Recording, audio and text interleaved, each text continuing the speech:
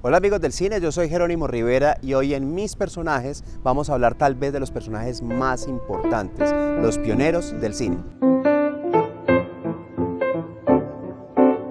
A los pioneros del cine les debemos todo lo que el cine es hoy en día. Han sido 124 años de trayectoria para que tengamos las películas, las salas, los procesos de exhibición, distribución y comercialización que tenemos hoy en día. Y fue justamente el 28 de diciembre de 1895 la fecha más importante. En ese día, los hermanos Lumière, Louis y Auguste Lumière, hicieron la primera proyección de cine de la historia gracias al uso de un aparato que ellos mismos habían inventado llamado el cinematógrafo, que a la postre le dio también el nombre a la cinematografía. Cuando hablamos de cine hoy estamos haciendo un apócope de la palabra cinematografía, que viene justamente de este aparato que es el cinematógrafo. ¿Qué significa cinematógrafo? Significa una máquina que es capaz de capturar imágenes en movimiento, y esa era la gran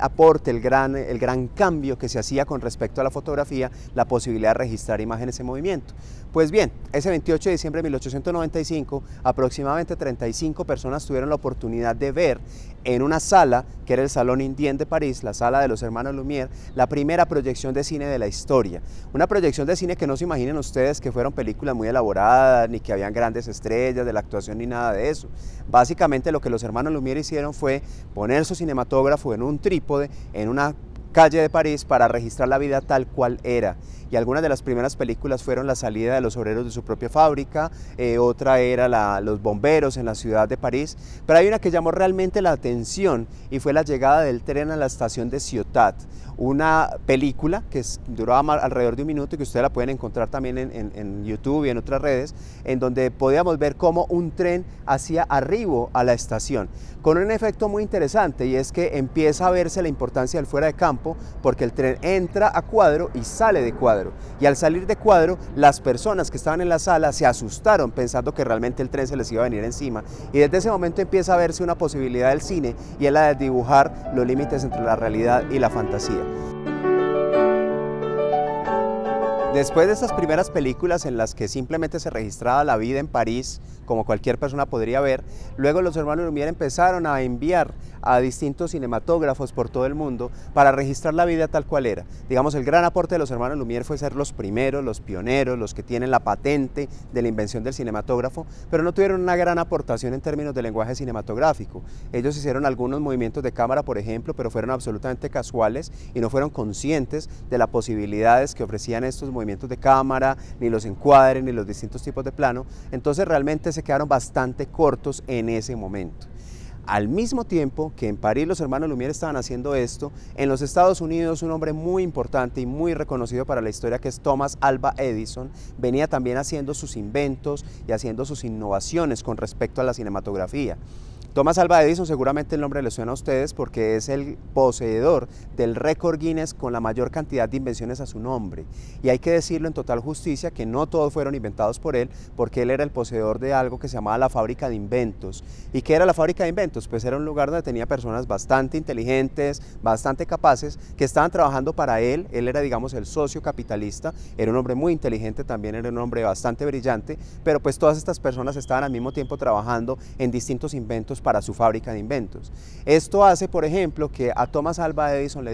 debamos inventos tan importantes como la lámpara incandescente, como el fonógrafo y obviamente buena parte de la invención del cine. Pues resulta que Thomas Alva Edison, al tiempo que los hermanos Lumière estaban haciendo sus invenciones en París, e inclusive un poco antes, él empieza a desarrollar algunos inventos relacionados con la proyección de imágenes a gran velocidad, a imágenes en movimiento, y el más importante de ellos fue el kinetoscopio. El kinetoscopio era una primera máquina cinematográfica que permitía reproducir imágenes en movimiento, pero tuvo una característica importante que fue decisiva a la hora de no obtener la patente del cine, como sí lo obtuvieron los hermanos Lumière, y era que la proyección del kinetoscopio era individual. La persona tenía que poner una moneda, revisar por un orificio, y ahí podía ver la película en movimiento. Digamos que la película como tal sí era cine, pero se perdía una característica importante del cine, que es la proyección, que no tenía Thomas Alva Edison. Cuando los hermanos Lumière obtienen la patente del cine, pues Edison seguramente montó en cólera, porque pues era una persona bastante competitiva. Son famosas, por ejemplo,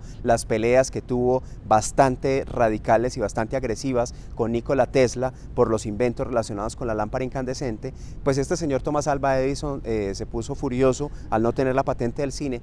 y termina desarrollando la patente de otro invento que podría parecer intrascendente, pero que realmente es muy importante, y es las perforaciones de las películas de cine. O sea que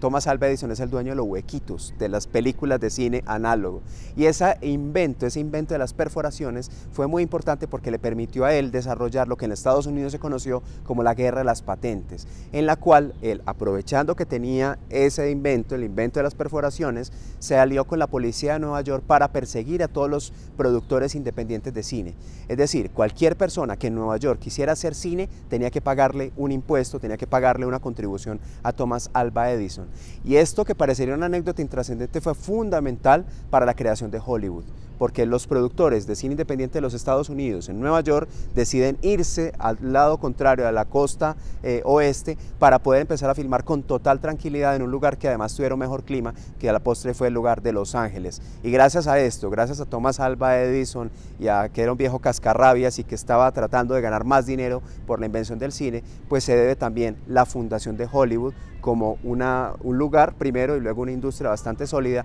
que fue la que permitió el desarrollo del cine en los Estados Unidos.